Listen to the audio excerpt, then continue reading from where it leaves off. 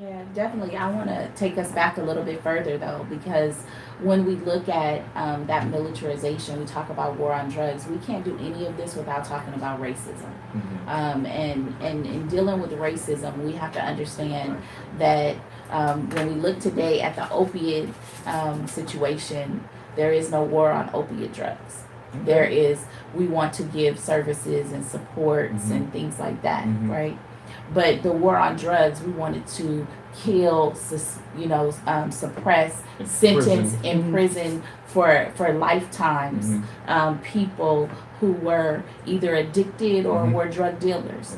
And so when we talk about the war on drugs, we have to look at who was the war against. I have a question, Tasha. Is the war on drugs technically over?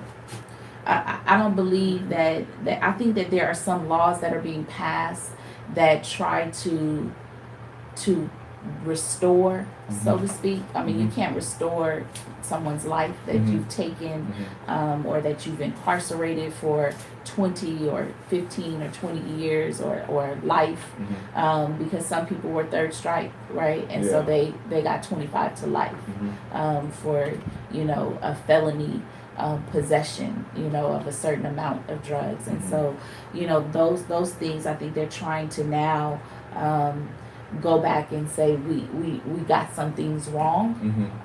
But you can never really, we can never really reconcile with the generational damage that was done with the war on drugs that affected communities that were mostly impoverished, that looked like you and me and the people on this panel, black, brown, Pan-Asian, poor whites were included in that. And so when we look at that, we have to deal with the social economics of where the status of people were, and then also, what color, what communities did these war on drugs happen?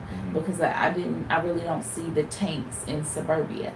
I see the tanks and the military equipment used mostly in what they call urban neighborhoods, communities that we grew up in and that we're from and that we have loved ones in and that we went to school in. And so we need to really talk about that elephant in the room, which is racism. We militarized in communities that were already marginalized and disenfranchised. And I think that yes, I want officers to be safe. I want us to be safe from incidents that are needed, where we need military equipment, where harm to innocent life is going to be in jeopardy.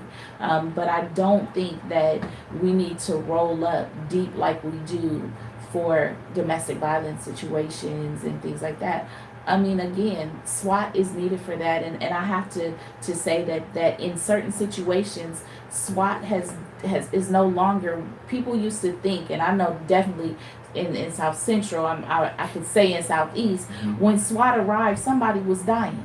You were never gonna make it out alive if you had to have SWAT come to your situation, because SWAT was kind of like, we coming to just end it. We're coming to neutralize and end the problem.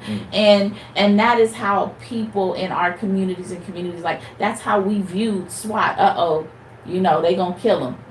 And now we have situations where SWAT is not killing folks. And so those things we need to understand, because it used to just be straight a headshot and that's it.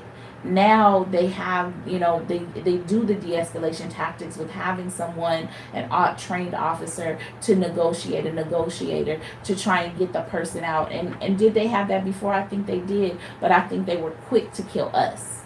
And that is how it was perceived in our communities with dealing with SWAT and local law enforcement. Now, when we talk about the 1033 program, $5.4 billion worth of equipment went to local agencies. And those looked like, we call them Humvees, mine resistant ambush protected, vehicles called MRAPs. When we look at San Diego, just getting some information, the San Diego Police Department received 77 M16s. assault rifles, and armored trucks. Wow. San Diego County Sheriff's Department received 10 M14 battle rifles. The San Diego Harbor Police received 1 infrared illuminator. They're going to war The with El someone. Cajon Police Department received 10 M16 assault rifles. The Escondido Police Department received 25 M16 assault rifles, 4 M14 battle rifles, and armored truck, among other equipment. The National City Police Department received 17 M14 battle rifles.